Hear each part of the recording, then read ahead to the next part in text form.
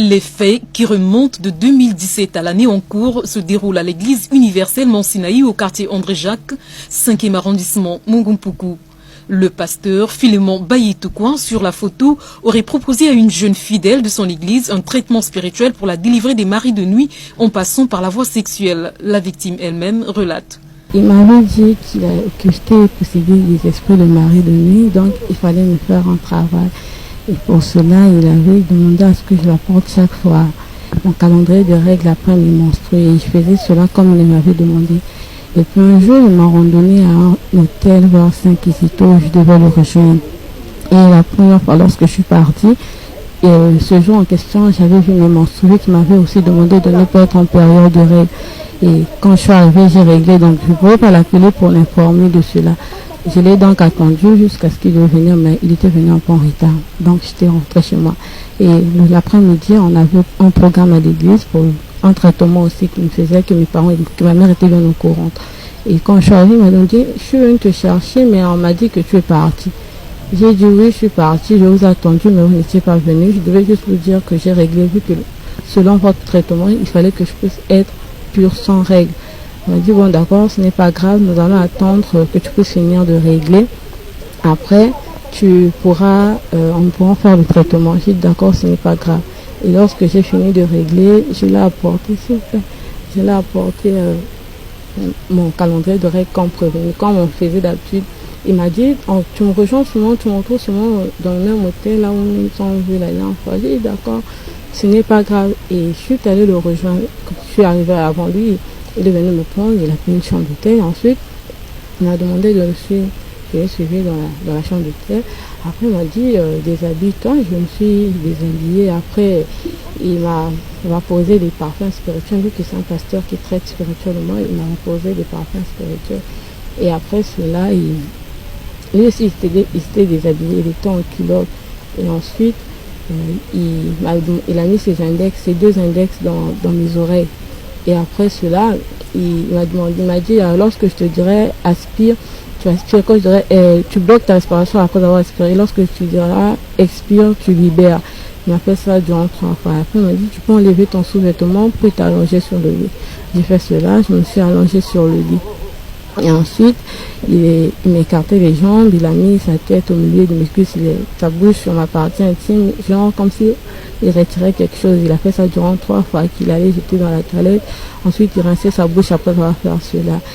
Et après, il est monté sur moi, il m'avait juste caressé, il ne m'avait pas pénétré ce jour-là. Et après, il m'a dit, bon, c'est fini pour aujourd'hui, tu peux rentrer chez toi. Et ensuite, on n'en parlait plus du traitement. Je m'étais échappée, je ne prenais plus trop pour le traitement. Ce traitement-là. Et quelques temps après, donc en janvier dernier, il m'a dit, il faut encore faire le traitement parce qu'il faut un peu accélérer les choses. J'ai dit, d'accord, papa. Je lui ai encore apporté mon calendrier de règles et tout. Il m'a dit, on se retrouve souvent dans le même hôtel là où nous sommes vus la dernière fois. J'ai dit, ok, c'est pas grave. Je suis venue, comme d'habitude, il m'a encore vaporisé de parfum, il m'a encore mis les index, donc aspire, expire. J'ai fait cela et l'autre fois, la dernière fois, il m'a demandé, il m'a mis du parfum spirituel sur les mains. Il m'a dit, va dans la salle de bain, tu nettoies ta partie intime avec. Et j'ai fait cela et après, il est passé à l'acte avec moi. Et la deuxième fois aussi, seulement dans le même hôtel, donc seulement dans cette année-ci. Après avoir fini, il m'a dit, tu achètes des produits, les vasos, tu peux prendre ça. J'ai dit, d'accord, pourquoi je prendrais ça? Et une fois, après le culte, il m'a demandé de venir voir, je me vois. Il m'a dit, bon, c'est dans le temps vu que je galère un peu, nous ne pouvons pas nous rencontrer à l'hôtel comme d'habitude, donc tu viendras seulement à l'église. J'ai dit, d'accord, ce n'est pas grave, je viendrai. Et après les cours, je suis passée, mais j'étais en train de travailler avec des frères ici, là, j'étais en train de faire planter les plantes, les fleurs qui sont derrière moi. Lui qui m'avait donné 1 heure pour passer, j'étais quand même passer lorsque j'ai quitté l'école, et lui, il était occupé, je suis partie chez moi et vers 14 heures, je suis revenue. Et papa, il m'a dit, bon d'accord, entre là où on fait les incisions, donc là où on a cassé là-bas, il y a un endroit, c'est là-bas et qu'on a fait ça. Et depuis, je m'étais échappée parce que je trouvais que ce n'était pas normal ce type de traitement. Après une dernière tentative récente du pasteur peu rassurante, cette dernière a décidé de sortir de son silence en mettant son oncle maternel au courant de la situation. C'est donc ce dernier qui a mis la puce aux oreilles des parents biologiques de la victime. Mais La mère donne son témoignage et dénonce ces actes. C'est ma fille qu'on a abusée chez le pasteur. Je prie à moi, Sinaï, ça me fait 3 ans. Je suis modératrice. Je suis vice-présidente dans le groupement de mamans et la présidente de la chorale. J'ai beaucoup aimé ce pasteur parce que ce pasteur m'a aussi aidé. Pour ça, je suis reconnaissante. Vraiment, pour les services qu'il m'a rendus, je suis reconnaissante. Je ne peux pas le nier. Vraiment, c'était mon père. Je le considérais plus que mon père. Tout ce qui s'est passé dans mon foyer, il était au courant de tout. Dès qu'il y a un problème, je le signale, papa, regarde, j'ai tel problème, même si c'est avec le mari ou les enfants, je lui parle. Il me donne des directives à suivre. Mais or, il s'avère que le pasteur s'est caché derrière autre chose. Par ma grande surprise, lundi, c'est mon petit frère, celui qui m'avait suivi, qui est venu me dire que non, Yaya, il y a un problème qui se passe. J'ai dit, qu'est-ce qui ne va pas? Que non, le pasteur abuse de ta fille. J'ai dit, comment? Le petit frère a commencé à m'expliquer. J'ai dit, je ne crois pas. Parce que j'avais trop confiance à mon pasteur. J'ai dit, je ne crois pas. Il a dit, attends, on appelle l'enfant. Parce que l'enfant se trouve chez mon grand frère à Vindoulou. Et quand on a appelé l'enfant, j'ai dit, maman, c'est moi. Je ne veux pas que tu rentres dans les détails. Je vais seulement te poser 2 questions, ma fille. C'est vrai ou c'est faux? Ma fille me dit, c'est vrai, maman. J'ai dit, d'accord. Ma fille me dit, c'est vrai, maman. Après, c'est là où on a appelé leur père. Mon mari est venu et le petit frère a parlé. On est allé chez ma fille à Vindoulou, accompagné d'un gendarme. La fille aussi a parlé, elle a expliqué tout. Donc le pasteur l'avait menti que je vais te faire les traitements parce que tu as des maris de nuit. Donc si je ne te traite pas les maris de nuit là, à la longue tu ne vas pas te marier, tu ne vas pas mettre au monde. Voilà pourquoi je dois te faire les traitements. Mais le pasteur ne m'avait pas dit quel genre de traitement qu'il doit faire à ma fille. Il a donné 2 versets bibliques à ma fille. Le verset biblique, là où Jésus était parti sauver la fille d'un centenaire romain, Jairus, c'est l'exemple là qu'il a donné à ma fille que quand Jésus est allé ressusciter cette fille, Jésus avait fait sortir les parents dehors. Est-ce que vous savez ce que Jésus avait fait avec la fille? C'était en secret. Dieu dit aussi que dans ton monde en secret, Dieu qui est dans le secret te rendant en secret. Donc il y a des traitements qu'il faut que ça se fasse en secret. Et tout ce que nous nous sommes dit, quand vous allez partir à la maison, si les parents vous demandent, vous n'êtes pas obligé de tout dire. Vous allez dire même 20%, le 80%, vous cachez. Ça, c'est ce que ma fille m'a dit, nous a dit. Donc, il a dit à ma fille, tu connais l'hôtel, le G7 vers Saint-Kizito. Il a essayé d'expliquer à ma fille a reconnu l'hôtel. Oh bon, tu vas aller là-bas, c'est là-bas où je vais te faire le traitement. Ma fille se disait que c'est le traitement. La fille est partie le premier jour. Quand ils sont arrivés là-bas, il a dit à ma fille de se déshabiller, il a pompé les parfums spirituels sur ma fille, il lui a mis les doigts dans les oreilles, il a dit expire, aspire, si tu te dis expire, aspire, tu expires, tu aspires. Après si tu te dis bloque ton souffle, tu bloques. La première fois ma fille a bloqué. Allez, libère, la fille a libéré, il a fait ça 3 fois. Après il a dit à ma fille allonge-toi. Ma fille s'est allongée sur le lit de l'hôtel.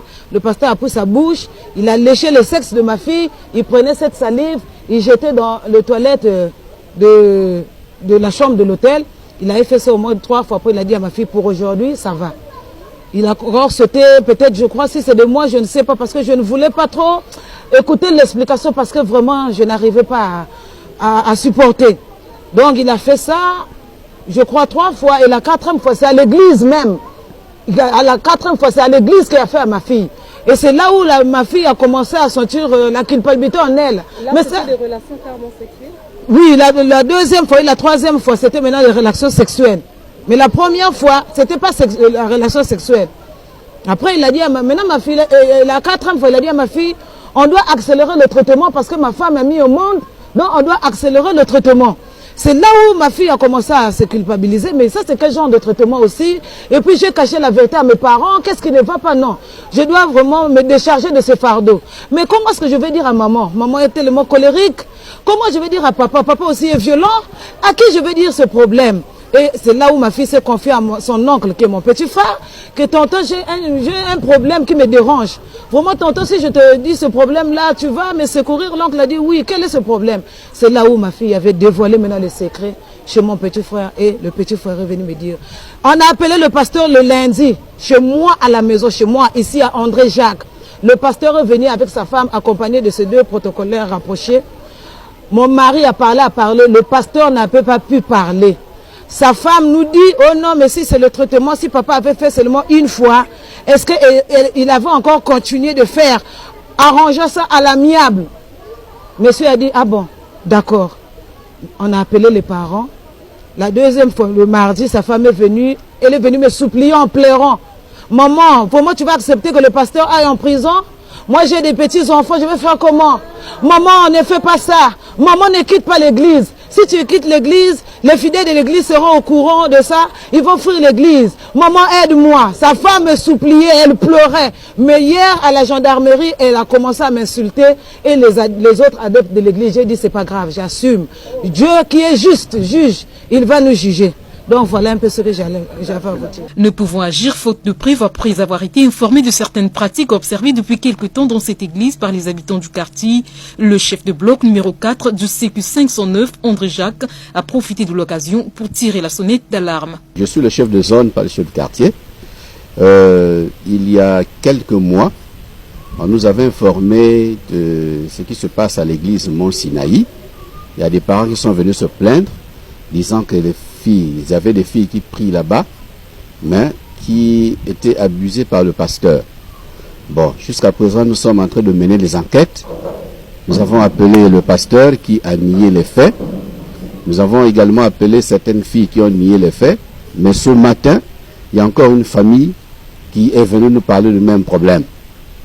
Et c'est le père de la fille, M. Makosso, et y compris sa maman, qui sont venus nous donner des preuves que le pasteur a abusé de leur fille.